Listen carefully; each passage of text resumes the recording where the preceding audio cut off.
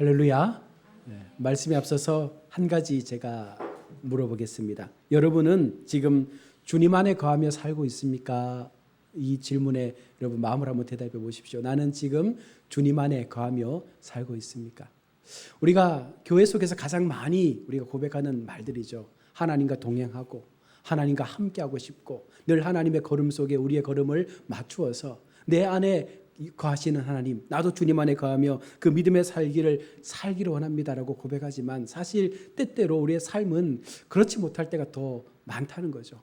예수를 믿으면서 교회에 나와 있지만 내 삶이 정말 하나님 앞에 온전히 맡기고 나의 시간들을 하나님 앞에 드리며 내 속에 역사하시는 주님을 경험하는 삶을 우리가 얼마나 고백하며 살고 있습니까? 우리의 삶 속에 하나님의 동행, 하나님의 함께 하심의 은혜를 우리가 확신하며 사는 것만으로도 여러분 우리의 인생은요 벌써 승리한 인생이라 믿습니다. 그런 삶이 늘 우리 삶 가운데 고백되어지면 사실 우리 인생 가운데 만나는 모든 어려움들이 결코 어려움이 될 수가 없거든요. 왜냐하면 그 모든 것들은 하나님께서 하시기 때문에 그 모든 삶의 그 시간들을 하나님께서 우리와 함께 해주시기 때문에 여러분 내가 무엇을 두려워하겠습니까? 어두운 밤길을 자녀와 부모가 함께 걸어갈 때 그 자녀는요 부모의 손만 꼭 붙잡으면 사실은 그 길이 두렵지 않지 않습니까? 부모가 없으면 그 길이 두려울 수 있지만 하나님이 함께 하시면 여러분 그 길은 결코 두렵지 않은 길입니다. 우리가 주님과 동행하며 주님 안에 거하는 그 삶을 산다는 것이 여러분 무엇입니까? 여러분 무엇으로 우리가 주님과 함께 하고 있다라고 우리가 말할 수 있습니까?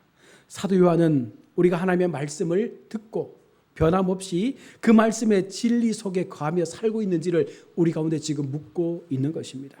여러분 안에 하나님의 말씀이 있습니까? 이 질문이 결국은 내가 주님 안에 거하며 살고 있는가를 묻는 거예요.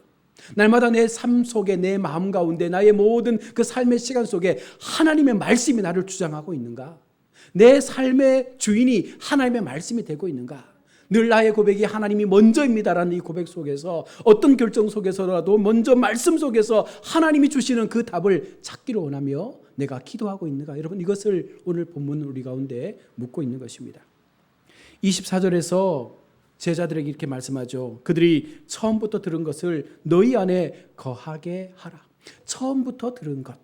여러분 이것은 하나님의 말씀을 의미하는 거예요. 왜 처음부터 들은 것을 너희 안에 거하게 하라라고 말씀합니까? 이 시대 속에 지금도 똑같죠. 수많은 거짓의 모습들이 나타났고 이 거짓이 진리를 해방하고 진리를 삼키려고 하니 사도 요한이 분명하게 말씀하는 거예요. 처음부터 있었던 하나님의 진리가 무엇입니까? 말씀이잖아요. 이 성경 말씀은 처음부터 우리 가운데 들려졌고 이 말씀 자체가 진리라는 거예요. 그런데 그 진리를 우리가 믿으면서 왜 거짓 속에 우리의 마음이 빼앗깁니까? 결국은 내 마음 속에 하나님을 향한 그 말씀을 담지 못하기 때문에 그렇다는 거예요. 앞서 말씀드린 대로 내가 하나님과 동행하면 내 속에 하나님의 말씀의 은혜를 날마다 붙잡고 그 말씀의 길을 걸어가면 사실은 우리가 실패할 수도 없고 이단에 빠질 수도 없고 날마다 하나님을 향한 참 사랑의 고백을 할 수 있는데 우리가 그런 마음들이 내게서 사라졌기 때문에 그렇다는 것입니다. 기독교의 진리는요 처음부터 들은 것 이 성경 말씀이잖아요. 이 불변의 말씀을 우리 마음 가운데 담는 것이 내가 하나님 안에 거하는 삶을 살아가고 있다는 하나의 반증인 것입니다. 그럼 처음부터 들은 이 진리의 이 말씀을 지킴으로써 우리 그리스도인들이 살아갈 때 얻는 그 유익이 무엇일까요? 내 속에 하나님의 말씀을 담고 살아가면 우리는 어떤 유익을 얻을 수 있습니까? 24절의 말씀처럼 먼저는요 하나님과 그리스도와 더불어 거룩한 연합을 지속할 수가 있다는 거예요. 하나님께서 내 삶 가운데서 떠나지 않는다는 것입니다. 어떠한 길 가운데서라도 어떠한 상황 가운데서라도 하나님은 날마다 나와 함께 하고 있다라는 그 확신이 우리를 더욱더 힘써 이 땅을 살아갈 수 있는 길로 이끌어 간다는 것이죠. 여기서 말하는 연합이 무엇입니까? 그리스도의 진리가 우리 안에 거함으로써 우리가 죄에서 벗어나 하나님의 아들과 연합되어지는 수단이죠. 더 이상 죄 때문에 고민하지 않고 더 이상 죄로 인해서 우리의 삶에 좌절하거나 아파하는 마음들을 이제는 벗어버리는 거예요. 철저하게 이제는 하나님의 은혜 속에 거하며 말씀 대신 하나님을 바라보며 하나님의 역사하시는 그 삶의 걸음 속에서 내 삶의 시간들을 맞추어 가는 것입니다. 두 번째로 우리가 주님 안에 거할 때 25절의 말씀은 영생의 약속을 우리 가운데 허락할 것임을 말씀하고 있습니다. 하나님께서 그의 신실한 성도들에게 하신 이 약속은요, 위대한 약속입니다. 그냥 우리가 흐트러 흘려버릴 수 있는 그런 말씀이 아니죠. 그것은 하나님 외에는 누구도 줄 수 없는, 오직 하나님만이 하실 수 있는 약속이 영혼에 관한 약속이에요. 여러분, 우리가 하나님을 믿는 이유가 다른 종교보다 왜 기독교가 월등하다, 뛰어나다 말합니까? 우리가 지난 주일 부활절로 지켰지만 부활이 있는 종교예요. 영원한 생명을 허락하신 종교예요. 더 이상 죽음을 보지 않는 영혼에 관한 삶의 약속을 주신 종교이기에 우리가 하나님을 더 신실하게 믿게 된다는 것입니다. 우리는 영원한 그 생명의 약속을 우리 모두가 받았지 않습니까? 하나님의 말씀을 가지고 사는 성도들은요, 그 영원의 약속을 부여받았기 때문에 죽음을 두려워하지 않아요. 죽음 자체를 우리가 뛰어넘을 수 있는, 죽음 너머의 새로운 인생의 삶을 우리가 바라볼 수 있기 때문에 우리가 비록 이별의 슬픔은 있고 다시 만날 그 시간들이 언제일지 몰라서 아쉬운 마음들은 있지만, 그러나 이 약속은 불변이잖아요. 반드시 만나게 된다. 반드시 천국에서의 삶을 통하여 우리 모두가 하나 되게 되어질 그 시간들이 온다는 사실을 오늘 성경은 말씀하고 있는 것입니다. 우리는 약속대로 지금 여기에서 어쩌면 영생을 맛보는 삶을 시작해야 합니다. 천국에 가서 우리가 천국의 삶을 누리는 것이 아니라 내 속에 말씀이 임하면, 여러분, 우리의 삶의 이 자리가 지금 여기가 바로 천국이 되어져야 하고, 이 속에서 누리는 참된 기쁨과 감격을 통하여 하나님을 향하여 우리의 마음을 진정으로 고백할 수 있는 그 은혜로운 찬양의 역사들이 나타나야 한다는 거예요. 우리는 늘 보이지 않는 천국에 대한 소망만을 가지고 막연하게 하나님을 찾아갑니다. 그러나 하나님은 오늘 우리에게 말씀하시는 거예요. 너희 속에 말씀이 있느냐? 너희가 나와 동행하기를 원하느냐? 내가 머물고 있는 그 자리가, 하나님이 함께 하시는 그 자리가 은혜의 자리요, 그것이 천국이라는 사실을 우리가 믿을 때, 여러분, 그 자리가 천국이 되는 거예요.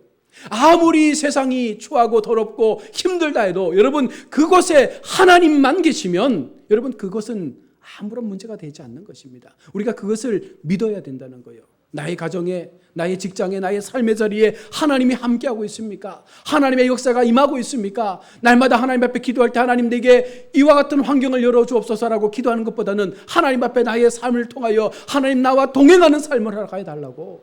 하나님이 함께 하시면 여러분, 어떤 기도도 필요 없는 거예요. 하나님이 다 아시니까. 하나님께서 우리의 상황을 우리보다 더 아시니까 그 길들을 준비하신다는 사실입니다. 그러면서 이후에 사도 요한이요, 오늘 이 사도 요한의 이 글을 쓰는, 이 서신을 쓰는 목적이 무엇인가에 대해서 우리 가운데 더하여 말씀합니다. 요한 서신은요, 성도들로 당시 미혹했던 수많은 이단들, 미혹자들로부터 우리 성도들의 그 삶을 지키도록 하기 위해서 이 사도 요한은요, 이 요한 서신을 우리 가운데 기록을 한 것입니다. 26절에서 요한은 이렇게 말합니다. 만일 너희가 처음부터 들은 것에 거하지 않는다면 나의 쓴 것과 수고한 것은 헛된 것이 될 것이라.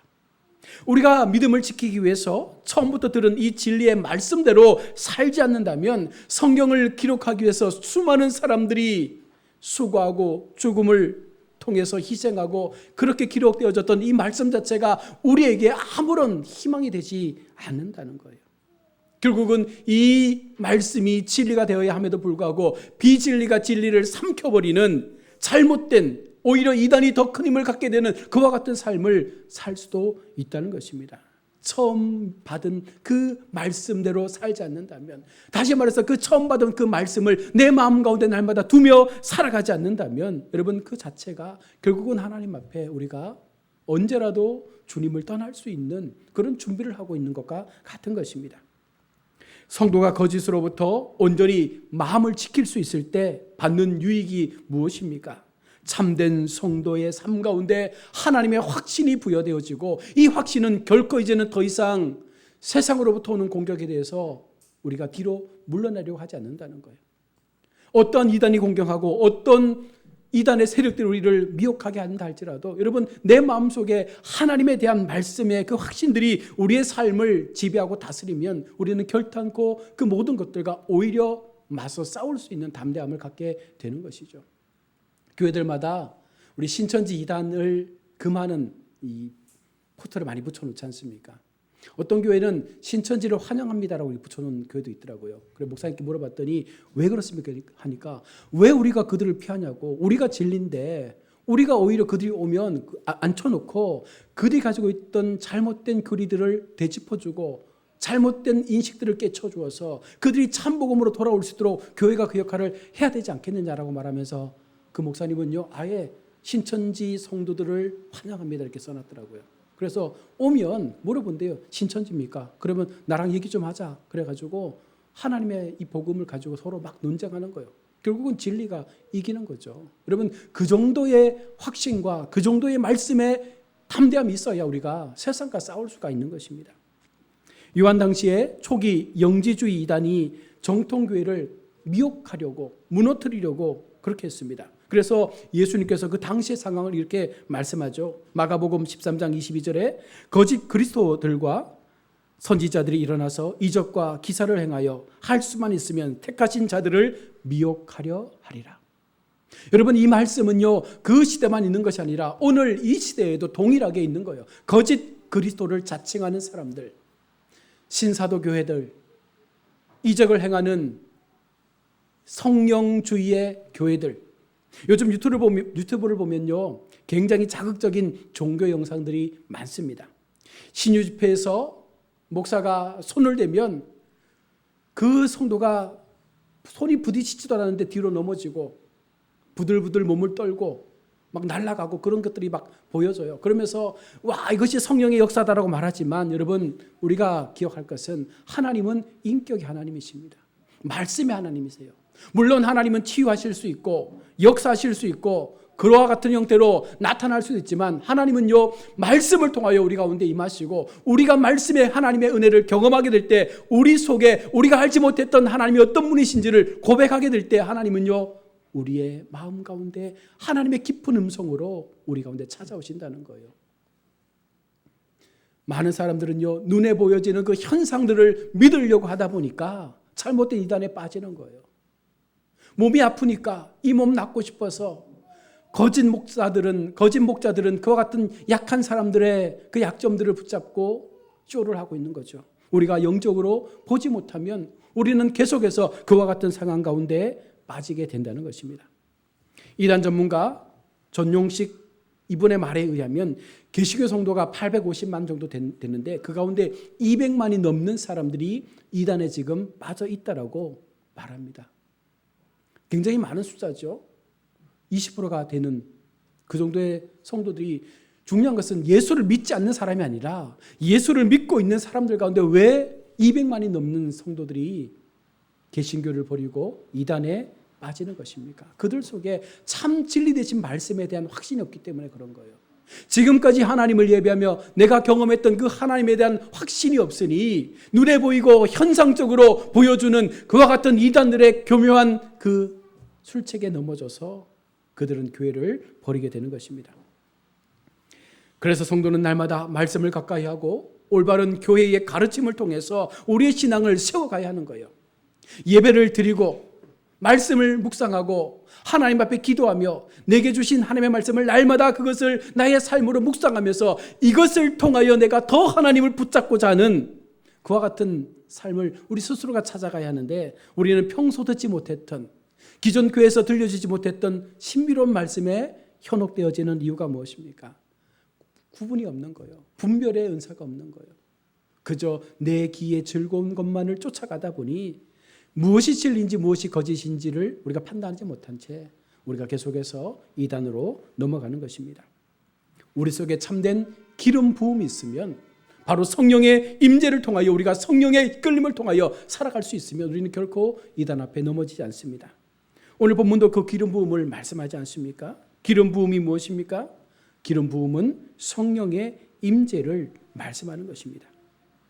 27절의 말씀을 보십시오. 너희는 주께 받은 바 기름 부음이 너희 안에 거하나니. 이 기름 부음은요, 성령의 역사는요, 지속적이며 영원한 역사입니다. 하나님께서 우리 가운데 성령의 기름을 부어주시고 우리의 삶의 자리 가운데 성령의 인도를 통하여 우리와 함께 하시면 이것은요 지속하며 영원한 하나님의 돌보심이 된다는 것을 약속하는 것입니다. 유혹과 올무와 미혹들 가운데서라도 여러분 우리가 계속적으로 이 땅에서 담대하게 버틸 수 있는 그 힘이 어디에 있습니까? 성령의 기름 부으심이 우리를 붙잡고 있기 때문에 가능하다는 거예요. 따라서 기름 부음이 반드시 우리 가운데 거해야 한다는 것입니다. 두 번째, 기름 부음은 인간의 교훈보다 훨씬 더 우월하다라고 말씀하죠. 27절을 보십시오. 아무도 너희를 가르칠 필요 없고 오직 그의 기름 부음이 모든 것을 너희에게 가르치며 또 참되고 거짓이 없으니 너희를 가르치신 그대로 주 안에 거하라. 기름 부음은 성령의 역사는 하나님께서 보여주시는 참된 영적인 눈은요, 세상의 어떤 지식과 어떤 교훈보다도 훨씬 더 탁월하다는 거예요. 여러분 그것을 믿어야 됩니다. 가장 높은 학문이 신학이라고 말하지 않습니까? 신학 밑에 철학 밑에 인문 교양들이 있는데 여러분 우리가 하나님을 바라보는 이 신학은요 영적인 거예요. 하나님께서 우리 가운데 세상을 살아갈 수 있도록 하기 위해서 우리 가운데 부어주시는 성령의 그 은혜는요 우리를 훨씬 더 탁월한 학문으로 우리를 끌어올려준다는 것입니다. 또한 기름 부음은 진리의 확실한 증거가 된다라고 말씀합니다. 참되고 거짓이 없으니 성령은 진리의 영으로서 우리에게 참을 보여주시고 거짓을 분별하게 하시고 그래서 무엇이 거짓인지를 알게 하심을 통하여 우리가 옳고 그름을 판단할 수 있는 길들을 걷게 하는 거예요. 교회 속에 우리가 하나님을 예배하며 내 마음 가운데 하나님의 주신 그 은혜가 있다면 우리가 교회 속에서 옳은 일을 하겠죠. 우리의 가정 속에서 우리의 삶의 자리 속에서 우리는 하나님이 기뻐하시는 그 일들을 행하겠죠. 왜 그렇습니까? 성령께서 우리를 그렇게 인도하시기 때문에 그런 것입니다. 또한 기름 부음은요 유혹자들과 유혹에 대항하여 기름 부음이 거하는 자들을 온전하게 지키시고 보호하신다는 것입니다. 그것은 너희로 하여금 그리스도 안에 거하도록 가르칩니다. 또한 너희를 가르치는 것과 마찬가지로 우리를 안전하게 지켜주는 것이 바로 성령 하나님의 역사라는 거예요. 그래서 사도 요한은요 기름 부음을 받은 성도들에게 말씀하는 요지가 무엇입니까? 그래서 너희가 그리스도 안에 거해야 한다라고 말씀하고 있는 거예요. 그리스도 안에 거해야 성령의 임재를 경험할 수 있다는 거예요. 그리스도 안에 거한다는 말씀, 다시 말씀드리면 하나님의 말씀을 날마다 나의 심령 가운데 온전히 우리가 채워갈 때 그 속에 성령의 역사는 더욱더 뜨겁게 나타나게 된다는 것입니다. 오늘 2장 28절로 29절에서 자녀들아 이제 주 안에 거하라. 그 안에 거하라. 28절의 말씀이죠. 하나님 안에 거하는 것, 주의 말씀을 우리의 마음 가운데 담는 것, 사도 요한은 사랑으로 이것을 권하고 있는 것입니다. 그 마음에 성도를 향한 애틋한 마음을 가지고 정말 이들이 이단에게 마음 빼앗기지 않고 우상 앞에 그 심령이 무너지지 않도록 정말 하나님의 말씀을 붙잡고 그 믿음의 길을 온전히 걸어갈 것을 바라보면서 오늘 우리에게도 동일한 마음을 가지고 전하고 있는 것입니다. 예수님에 의해 기름 부음을 받은 우리 성도들에게는요 의무가 뒤따르죠. 이것은 인내와 절제의 의무라고도 말할 수 있습니다. 예수 믿을 때 가장 많이 요청되는 것이 인내 아닙니까? 이 인내는 언제까지 해야 됩니까? 예수님의 재림 때까지잖아요. 마지막 때까지예요. 우리는 조금만 참다가 안 되면 하나님 앞에 원망하거든요. 왜 아직도 안 됩니까? 왜 나입니까? 라고 말하면서 그 마음의 답답함을 고백합니다. 하나님은 계속해서 우리 가운데 기다리라 말합니다. 그러면서 절제하라는 거예요. 내가 갖고 싶은 것, 내가 누리고 싶은 것을 다 원하는 것이 찾는 것이 아니라 하나님이 주시는 그 선한 계획대로 주어질 때마다 감사로 그것을 받아들일 때 여러분 그 속에서 얻어지는 하나님의 사랑은 우리를 더 큰 은혜로 이끌어 가는 것입니다.